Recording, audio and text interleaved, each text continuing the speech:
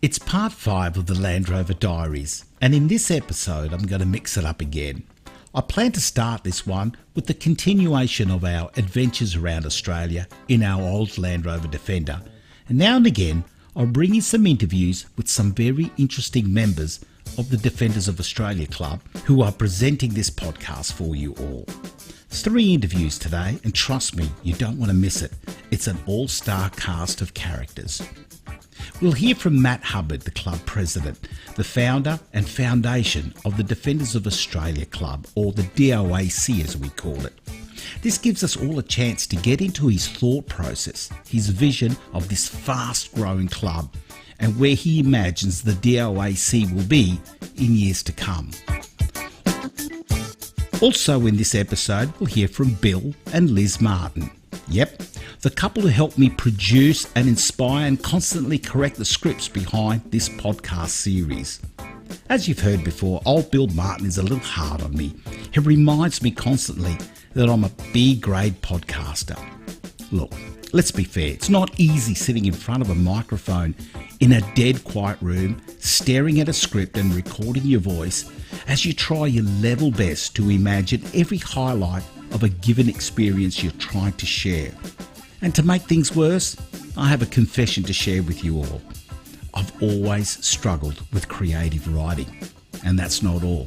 My other issue is reading out loud. For many people out there, reading out loud comes naturally, but not for me. I have to read and reread things 100 times over before I'm ready to turn on that microphone and hit record. It's a constant battle for me, and I've always been ashamed about it. However, due to the distance and the inability to sit with Bill face to face, Bill had to pre-record his interview and send it to me. And it turns out I might not be the only one who struggles with reading out loud. Last of all is Liz Martin. She's the club editor and the producer of our 2 monthly newsletter. She's a remarkable woman who produces an amazing piece of work full of stories, tips and information. And the many man hours put into her work is on display every 2 months. I wish I could write like her. Thankfully, she helps me produce this series and sounds semi-professional. Now, let's move on to part 5 of the Land Rover Diaries.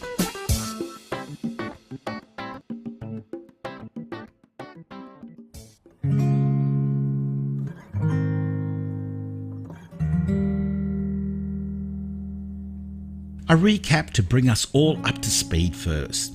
It was time for us to leave Sydney and the beautiful heritage-listed stone cottage overlooking Circular Quay. We'd agreed to stay in the cottage until 2 p.m. that day to allow the owners time to return from their 3-week stay in Perth, catch their flight back, and take a taxi from the Sydney airport back to their home. This way, Mr. Oscar, their 16-year-old poodle, would have some company with him at all times. By the time we left Sydney and we were on our way, it was after 4 p.m, and we had 5 days to fill before we were expected at our next house sit in a beautiful beachfront hobby farm in the Victorian town of Seaspray. Knowing that we had lots of time to get there, Kylie and I had decided that we'd go up and see the snow up in the snowy mountains. We knew we wouldn't make it to Canberra that night, but who cares? We're in the busted Arse Land Rover and we could stay there, and there was nothing but great highway to lead us all the way to our destination. Our plan was simple. Let's get out of the city, drive into the night, find a rest stop somewhere and park up and get some sleep. With our 2 small suitcases now packed in the back of the Land Rover, we buckled up, started the car and waved goodbye to Sydney town.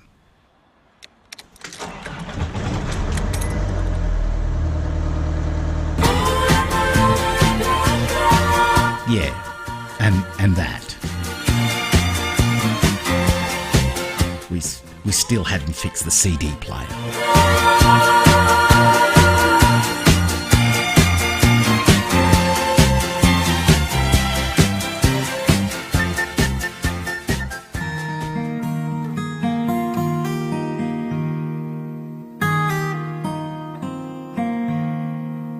Leaving the giant city and all the chaotic traffic at peak hour, was a rather stressful experience for me. After all, I was born and raised in Darwin, and I've said it before that 4 cars on the road in Darwin is considered a bumper-to-bumper traffic jam. But down the beautiful Princes Highway we went in our Land Rover, leaving the traffic behind. It was mid-year and winter was in full swing. We stopped at a servo near Wollongong to pick up diesel at around 7 p.m, and I remember how early the darkness had come and how cold it was. With a hot drink for both of us to share, Kylie and I studied our old map inside the cafe of the petrol station and tried to work out where exactly we were on this old map. There was no Wollongong, let alone Princes Highway.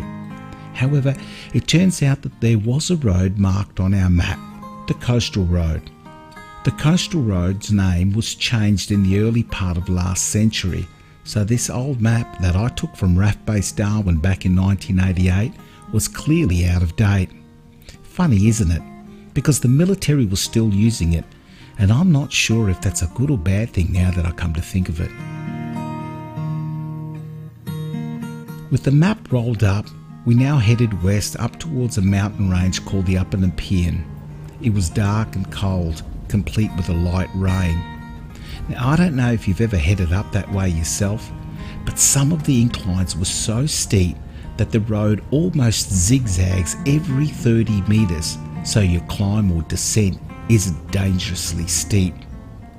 Then it happened.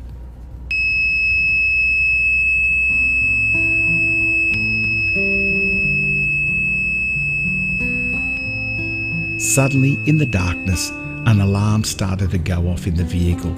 It took us completely by surprise, and to be honest, I had no idea what was happening or what the alarm was.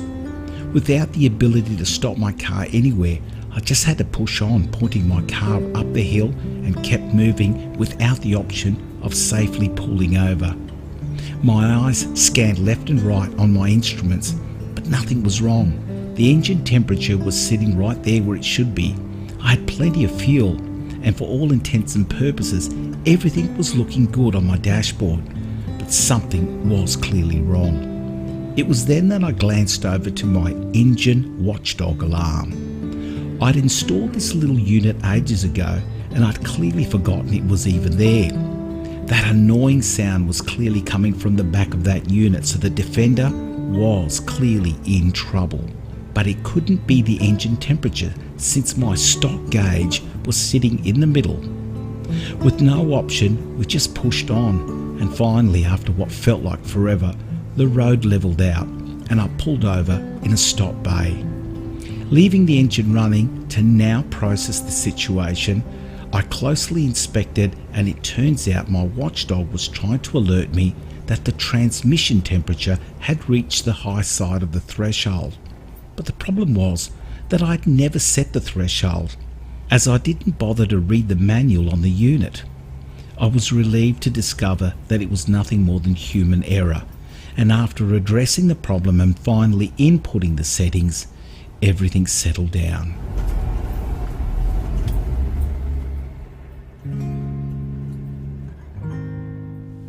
We finally hit the Hume Highway and found a rest stop somewhere after 11 p.m. Kylie stayed in the car as I climbed out into the freezing night air and set up our rooftop tent.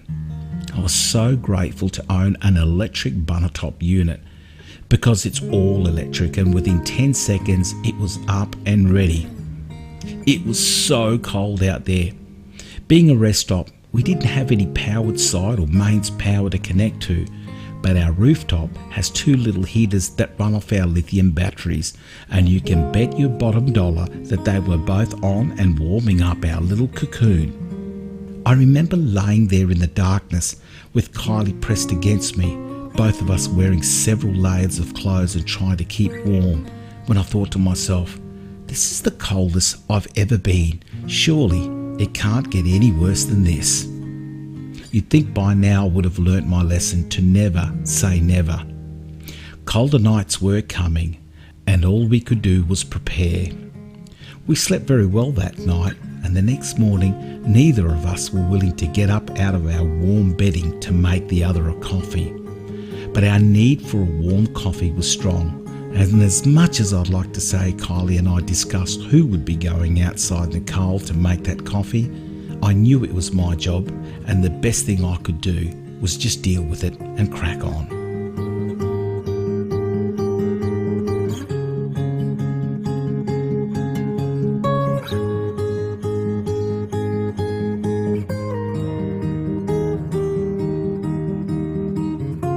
We packed down the rooftop tent and we were happily motoring along the highway when we stopped about 30 minutes out of Canberra.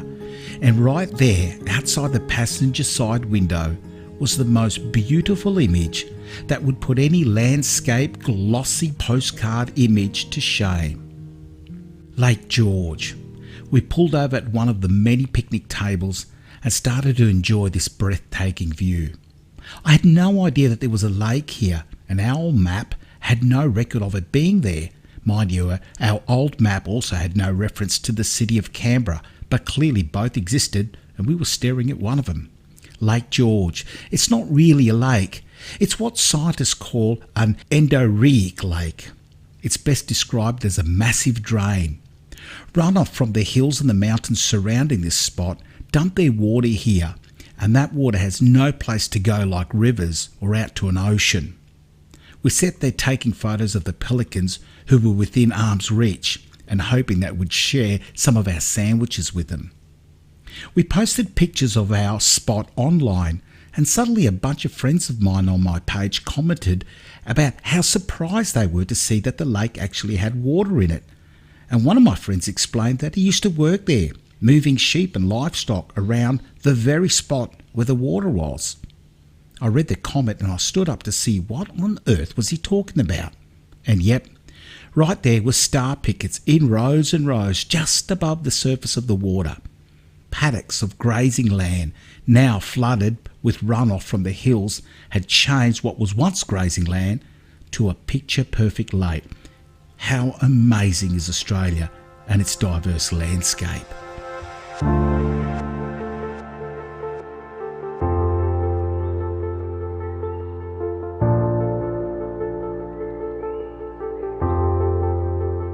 After a quick stop to collect some groceries in Canberra, we continued south until nightfall and stopped at a little town called Breadbow.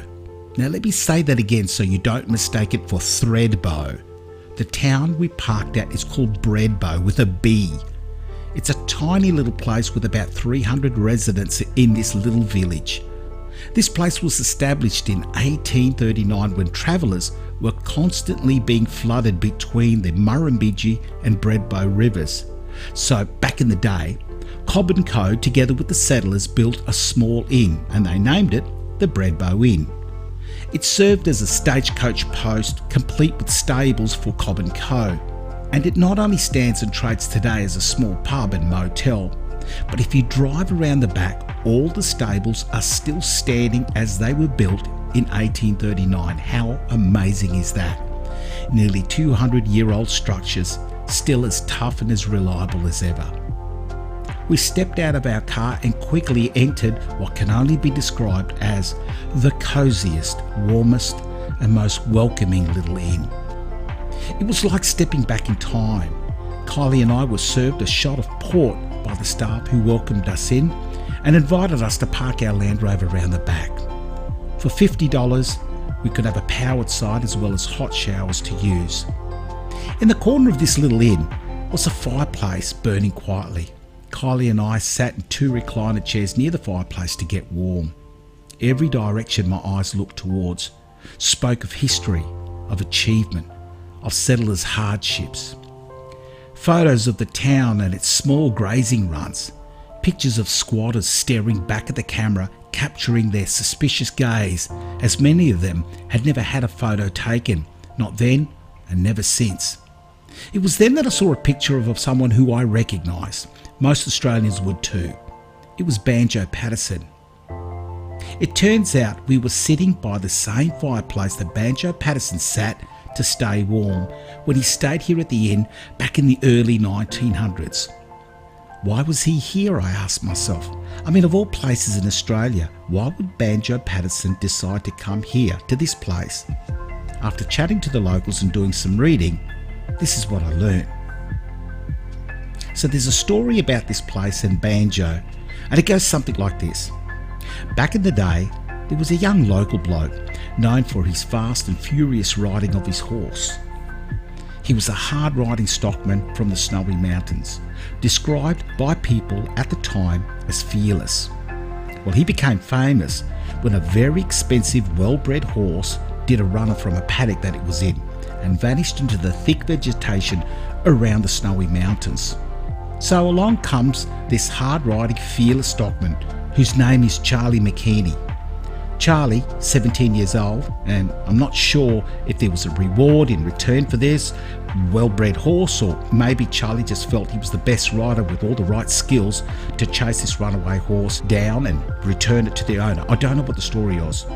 But what we do know is that Charlie went after the horse, and once he found it, he made a crazy chase for it to rope it and return it. But the runaway horse wasn't going to give up its freedom so easily, and it ran for its life. Charlie equally wasn't giving up his pursuit, both moving as fast as they could, the horse racing to freedom and Charlie racing close behind into the history books where he'd become a legend and endure forever. While in full stride at neck-breaking speed, the runaway horse came in contact with a granite outcrop, a large, solitary rock, and the impact killed the well-bred horse instantly. Charlie didn't get to bring that runaway horse home, but this moment was captured in a poem called On the Range by a friend of the McKeaney family. Well, that poem made its way to Sydney, and that's where Banjo Patterson first heard about this event. But most of us have never heard of the poem On the Range, nor its author. But things were about to change.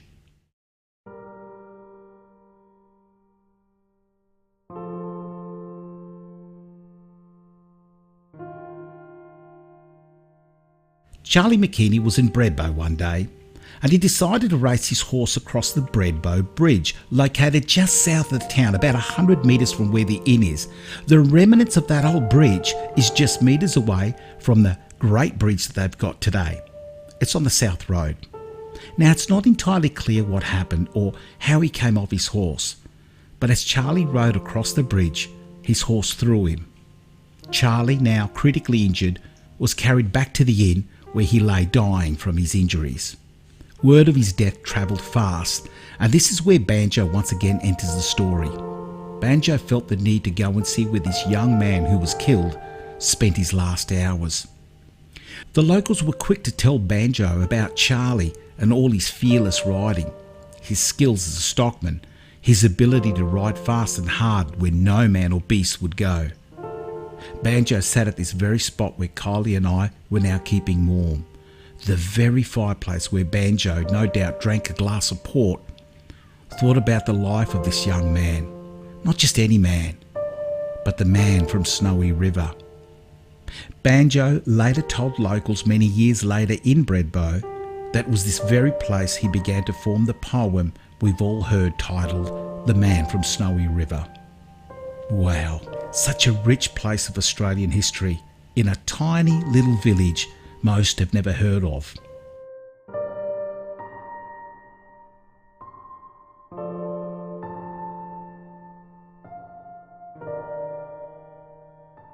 After setting up the rooftop tent and settling in for the night, I recall pausing on my way back from the showers, dressed in even more layers of clothing and still feeling the chill of the night air. I looked around at the stables that were nearly 200 years old. I tried to imagine what the settlers and the squatters endured as they tried so hard to tame this land and call it home. No hot showers back then or heated accommodation for the workers to return to after a day of truly back-breaking work. To my left is the one road in and out of Bredbo. The street lights now illuminate the modern bridge that I'll be crossing tomorrow. And to the left of it is the old Bredbo Bridge where a 27-year-old young man fell from his horse so long ago. Charlie never married or had a sweetheart, He never lived to raise a family.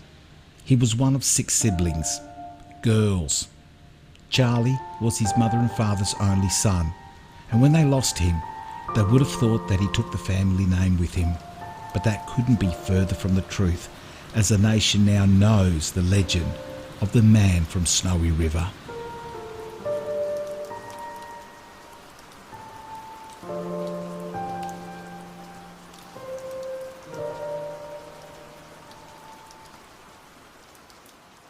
I have a confession to share with you. I'm suffering from writer's block. Like I said at the start of this episode, creative writing just doesn't come naturally to me.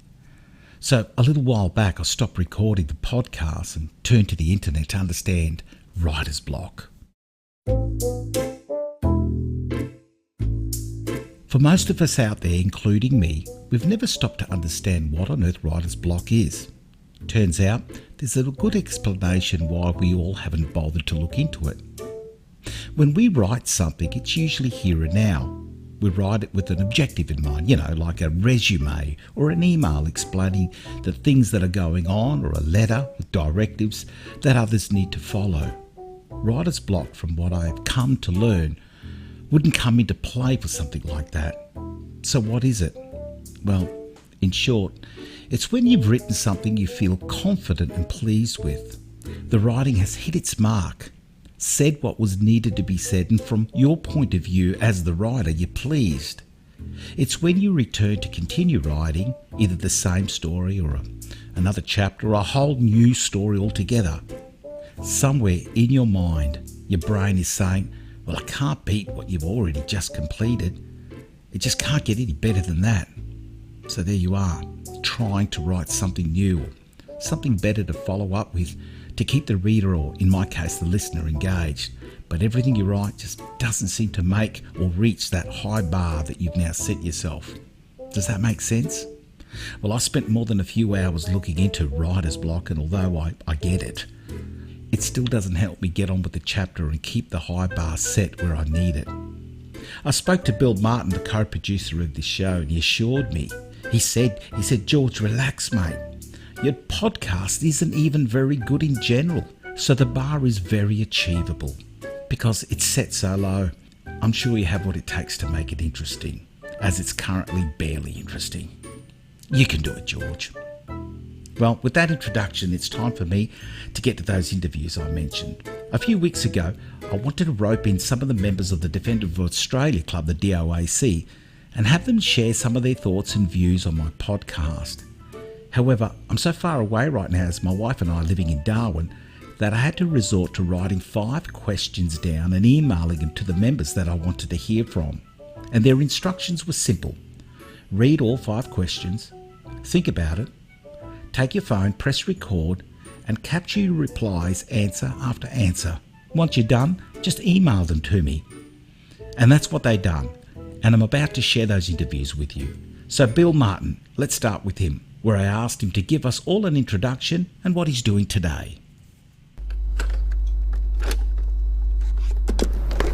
Question 1. Turns out Bill Martin couldn't work out how to use the recorder on his phone, so he went old school and recorded this on a cassette player. So apologies up front for the quality of this recording. Hi George, I'm Bill Martin, son of a former soldier of the Australian Army.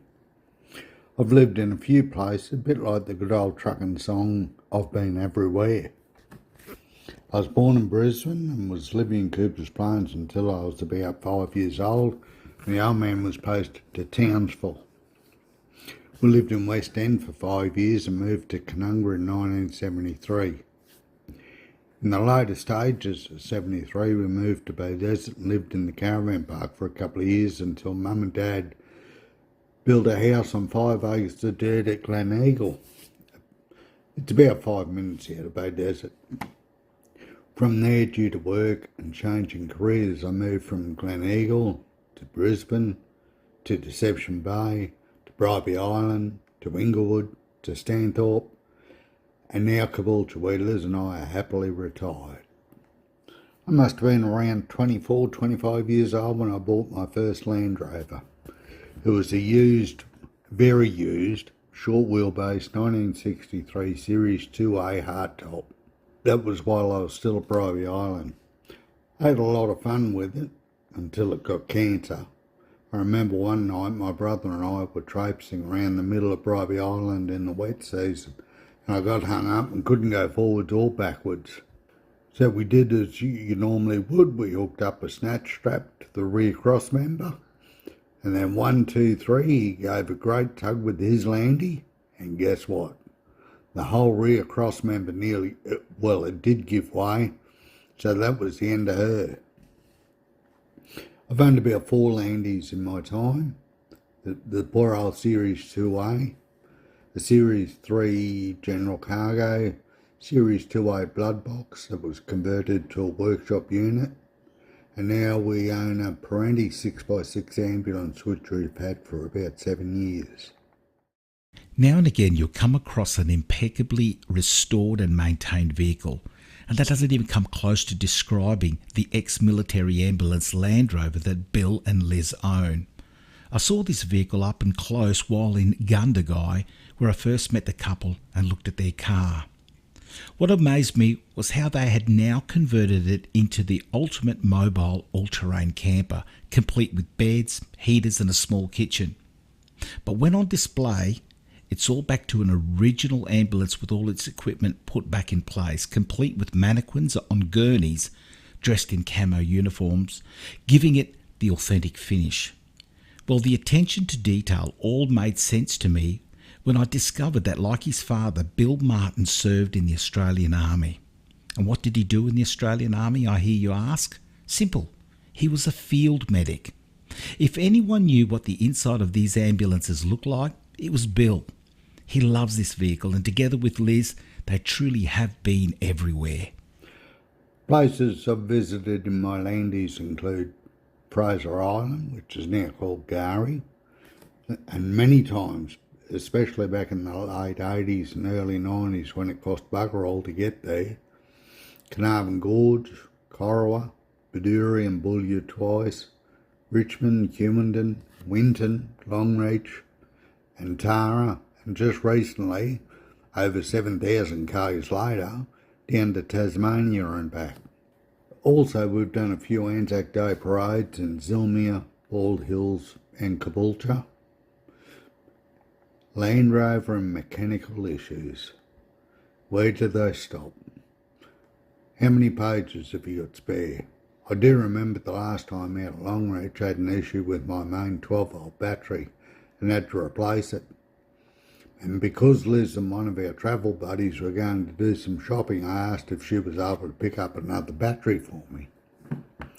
Well, the stories I heard when they got back were hilarious. I'll let Liz explain the finer points of that day. Bill mentioned about the time in Longreach that I had to get a battery for him. Well, that was trying to explain to the guy at the auto shop. This is Liz Martin, and she's tiny in build, but a giant in character, much like her husband Bill. In the time that I got to know her in Gundagai, I found her to be an incredibly well-spoken and highly intelligent woman. Bill's very lucky, as she brings to the table a very sensible yet jovial character. She's formerly a school teacher and now happily retired. She runs the DIC newsletter that we'll talk about later in today's episode. Now, this recording doesn't do justice to this woman because anyone having a microphone in front of them, talking on topics such as engines and car problems, topics and matters that she and most of us have very little knowledge about, is going to struggle. So cut her some slack, because away from the microphone and in her area of expertise, no one can touch her. I had no idea what a Land Rover was until I met Bill. He had an ex-army thing I called, apparently it was called a Series 3 Land Rover. After we were married, Bill bought from the auctions an ex-army trailer, and my first camping trip was to Fraser Island.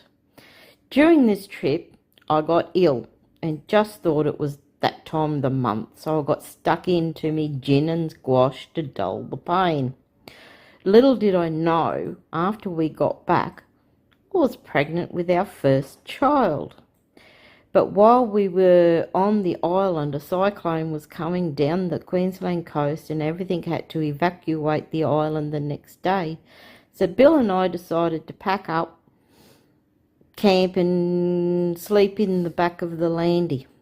Never again, particularly if there are gusty winds. The poor old Land Rover rocked and rolled all night, and the sounds were coming from her. I thought we were going to roll over. Bill quickly jumped back in to answer my question regarding how they both came to join the club. I was following DOAC webpage for some time and I contacted Matt this day and we had a chat about 30 minutes long about club registration for the Parenti Ambo.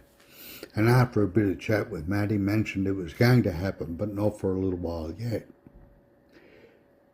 He asked was I a member of another club and if I helped out at all. I told him I am the registration officer for the club that I am with and am still with today. As we chatted, he mentioned there was a DOAC meeting coming up and asked if I'd be interested in joining. So, since that time, I've been a member and now registration officer for DOAC.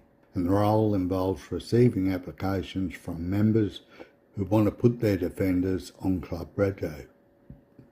They'll obviously complete their side of the paperwork and post it to me, and I check their details against the club records and register their information on the database. Pretty simple, eh? I sit in all the meetings as the secretary of the club and came to learn that as simple as that sounds, because Bill is very good at what he does, what members don't realise is the complexity of this process. If you own a car that's 30 years or older and you want to put it on Club Rego, then you join a car club and put your application in for one of those cheap but restrictive regos that allows you to legally move your classic car around with no issue. The problem is the DOAC at this moment is only registered in New South Wales. So what if you're in Queensland such as Bill or the Northern Territory such as myself? Well, it's possible, but there is a process. Because the club is incorporated in New South Wales, only those members can apply for club registrations. Given time and state by state, it will eventually become nationwide. I helped Bill out with the club membership registrations. A task this big with so many legal responsibilities can't be easy, and we've all heard the saying, behind every good man is a great woman. Well, the DOAC soon identified Liz's superpowers of being able to put things together on Word documents, so she was asked if she would step up and launch our very own Defenders of Australia digital newsletter. I do find the position challenging at times, chasing members for stories and podcast information, ha ha. It wasn't until I received this old cassette in the mail and listened to Bill and Liz's answers to my questions that something suddenly dawned on me. Every time Bill tells me what a poor podcaster I am, it's always in a text message. It's only now that I realise that those text messages are coming from Liz. She's the one that's been teasing me about being a B-grade podcaster. I should have known, because Bill isn't that witty or clever. But so far, I have presented 2 editions of Defender Download and have plenty to read and heaps of members' photos as well. If anyone has a story about their Defender, please let me know. It can be a story or a journey, even tidbits for the other members, as Con the Fruiter used to say, doesn't matter. If you haven't already done so, you need to check out these newsletters. When I say they're professional, I mean it. These pieces of work are full of great information that can only get better with each edition. Now you can contribute and we'd love that. Any story from camping or exploring, or perhaps you're putting together some event that you'd really like to have some community get behind you with. You need to reach out to Liz, our editor. Just come to our Facebook page and leave a message. She'll reply, I promise. I'm sure I speak for everyone when I say thank you to both Bill and Liz for the efforts and contributions to the Defenders of Australia Club. We need more members like them. Next, I want to introduce to you Matt Hubbard, This is the founder of the DOAC and our president. Matt's a huge fan of Defenders and all things Land Rover. He owned lots of them, from Series to Rangers, Discoveries and now Defenders. How did I end up in his orbit? Well, let's go back to mid-2025.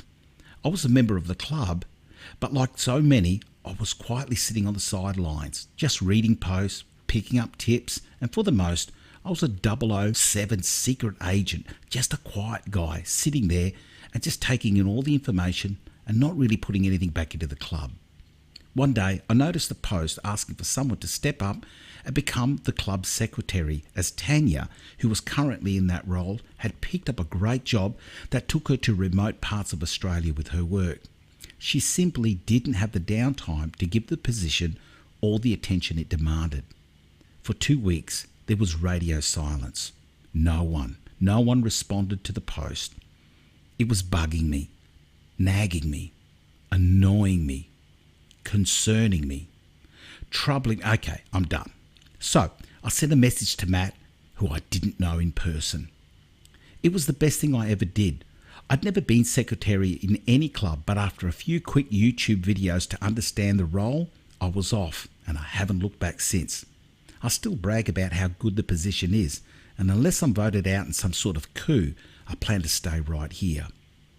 During our round Australia house-sitting adventures, I found myself in Brisbane. Matt was about 4 hours north of me in Hervey Bay, so I decided to go and meet him in person.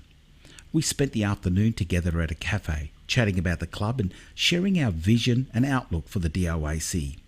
He's easy to talk to, and although he's serious most of the time and very focused, every now and again I see a side of him that almost says, I'm happy with whatever and wherever this journey takes us. It's a casual resignation to being open to what tomorrow brings. And with that introduction, let's bring in Matt Hubbard.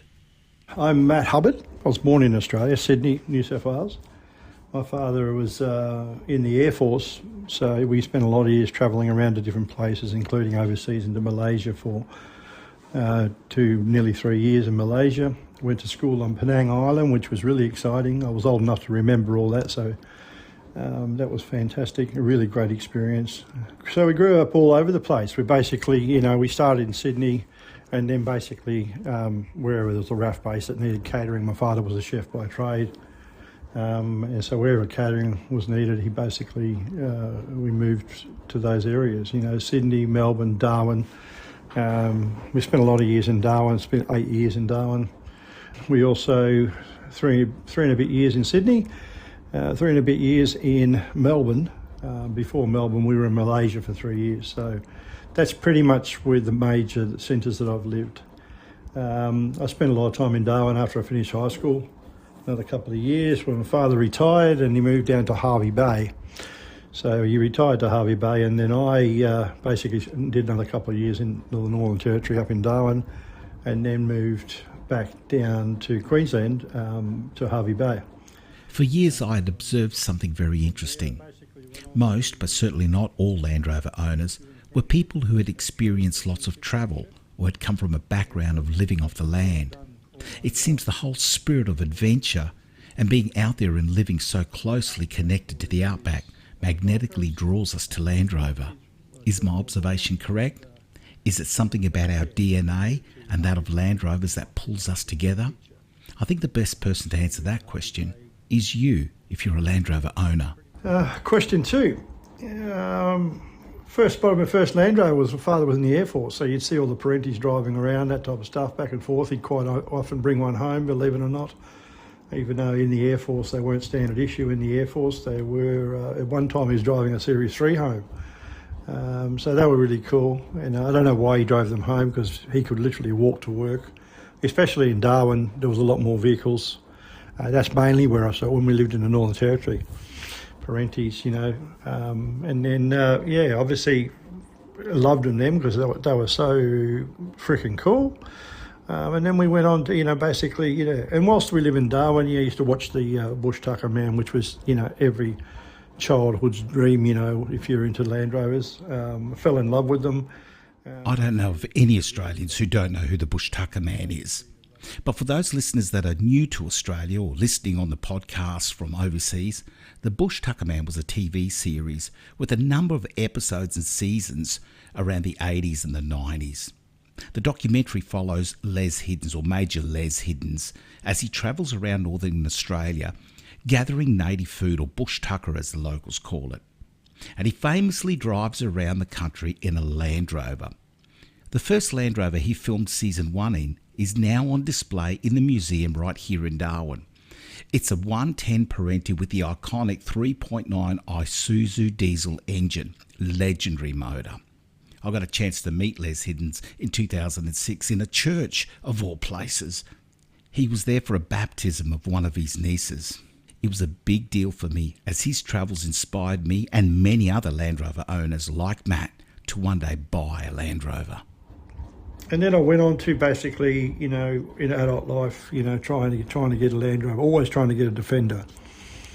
Defenders were out of the reach for a lot of the time. They're even more out of reach now. But I spent my first few Land Rovers were Land Rover Discoveries. A series, a D1 and a D2, and then D2, and then I owned several other four-wheel drives after that, which were just sort of fill-ins. And then a few years later, after a few, dabbling in other vehicles and not having having as much problem with them as we do with our Land Rovers, I decided, well, it doesn't matter. I'll go back to a Land Rover, and we jumped into a Defender, and I've never looked back. So that's really cool.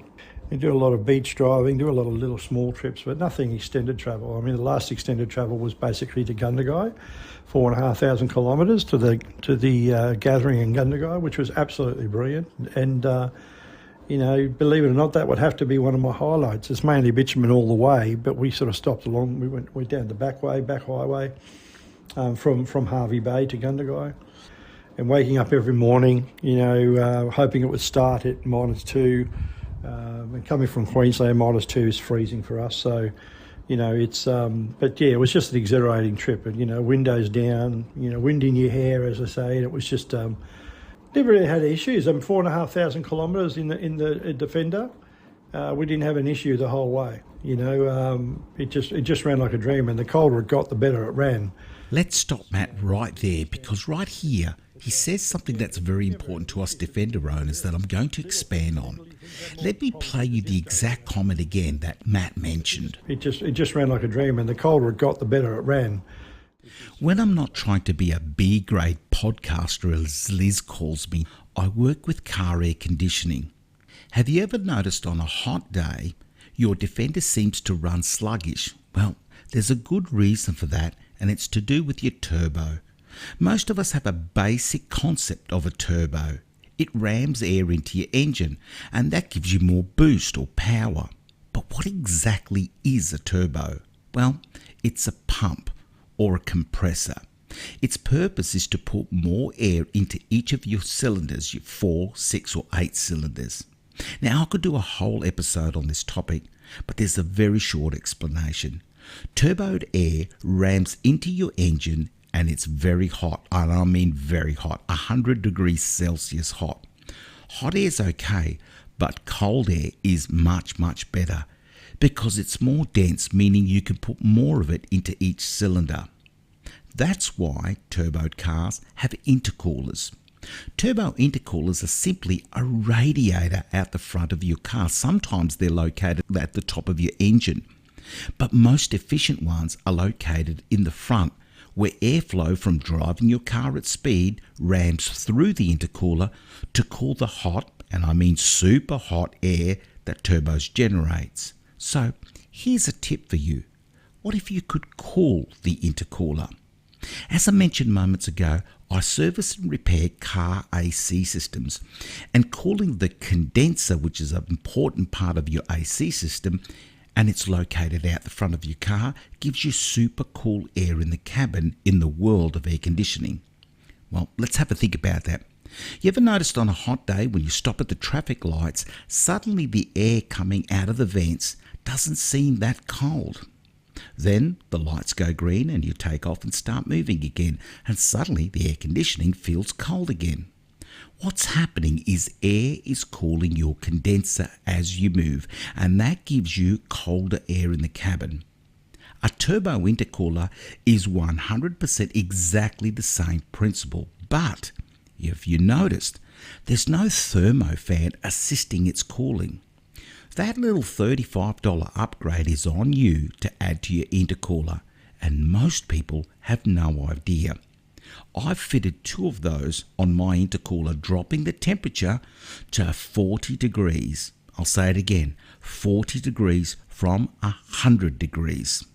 Sorry for the interjection, let's get back to Matt. DAC came about when I bought the Defender. I wanted a passion project. I was now working for myself, but I needed something to fill the gaps. I needed something else to sort of, fill the passion, and I thought, okay, well, let's see if we can start up a group on Facebook, purely dedicated to the Defenders. I found Australia-wide there wasn't really clubs for centric. I know there's New South Wales, there's a Range Rover club, but there was nothing ever sort of centric for Defenders. So I started up a group, just sort of inviting people I knew, and then slowly people joined. I started that in 2019, and just put my time and energy into that as well as my own business. So to fill that gap. But I found that it was bigger than Ben-Hur. So next thing you know, we've got 100 members and 200 members, 300 members, 400 members. It just got bigger and bigger and faster over the first 12 months. That obviously there was an appetite for a Defender-centric page or group, as to say. But the club didn't come about because of, that's not what I set out to do. I set out to create a group that was just Defender-centric, and it's led us to where we are now. Forming DOC, some of the struggles and ups and downs. I think social media is a beast of its own. I think what I've tried to do across the, when forming DOC is stick to the rules and stick to the format and stick to what I was trying to achieve. When we formed the club, we came up with the idea of ambassadors across the country, because it's in Australia. We've got members all across the country in every state and territory. Bigger than others, but we've got members in every state and territory in Australia now. Ambassadors, a part of informing the ambassadors is to represent the club in different areas. Because we're an Australia-wide club, we need people to step up to be ambassadors, to run trips, meet up for a coffee, get involved with the community, so that we've got that connection.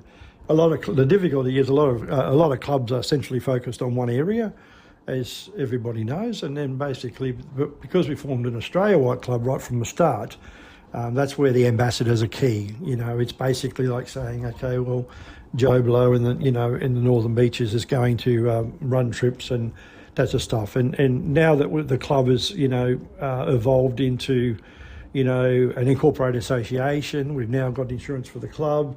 We're a full-fledged club, so we can then provide that support to ambassadors across the country. And I think they're a very important, integral part for us expanding into the future. We're already expanded Australia-wide, but it's the future development of the club.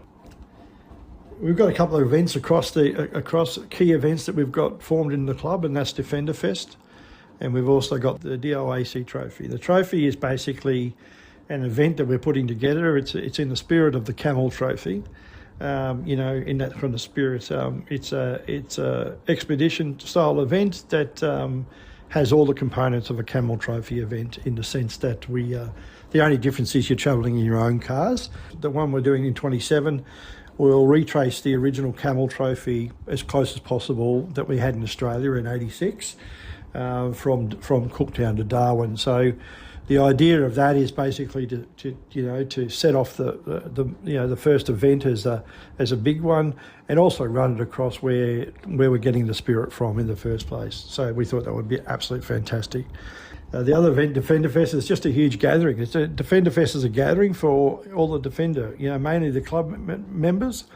We've got 400 plus members, and basically we wanted to create an annual event as a Defender gathering. All Land Rovers are welcome to come along. The actual park up in Show and Dirty, that we're calling it, is just Defenders, from 1983 onwards. But all Land Rovers are, obviously, welcome to come and enjoy the event and the festival. We don't envision to have that event always in Hervey Bay, where it will be in 26. Hervey Bay, Queensland. We hope to hold that event all over Australia. The vision of the club basically is to be an Australia-wide club. So in 10 years' time, we really want to be able to have the club spread across the whole Australia. Ambassadors play a key role in this. And we've got some future plans and vision that we'll be releasing, vision statement that we're releasing soon. As one of our committee members, sort of coined, 12 months ago, it's your club. It's all about you. It's all about community. It's about the tribe. If there was some kind of tagline that we could use, that's the one. It's your club. As we come to the end of another chapter of the Land Rover Diaries, I'd like to invite you to join us on Facebook by searching Defenders of Australia Club and take a look around. We now have well over 8,000 members who have joined our online group, sharing ideas, thoughts, problems and solutions. You're also welcome to join our club, where there's an annual membership charge of $35, making it by far one of Australia's cheapest motoring clubs to join. And that will cover all club activities with insurance. Don't forget to look at our online newspaper that comes out every 8 weeks, and we welcome you to contribute to it. You can contact Liz Martin, our editor, by writing to editor.doac@gmail.com. If you like the little bits of Australian history, like the story of Breadbow and its connection to the man from Snowy River, then don't miss the next episode where I share a story with you that our history books never shared.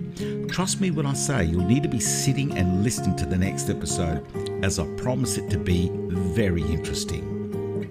Finally, a big thank you for listening to the Land Rover Diaries. The show is brought to you by the Defenders of Australia Club with the help of Bill and Liz Martin. As I was preparing to sign off and call this episode a wrap, I was thinking about something powerful and thought-inspiring to share with you as a final thought. But once again, I got writer's block. So I think I'll give the final thought to Bill Martin. From red dirt to coastal sand, from past service to future journeys, our defenders carry more than gear. They carry stories, friendships, and the spirit of Australia. Goodbye, mate.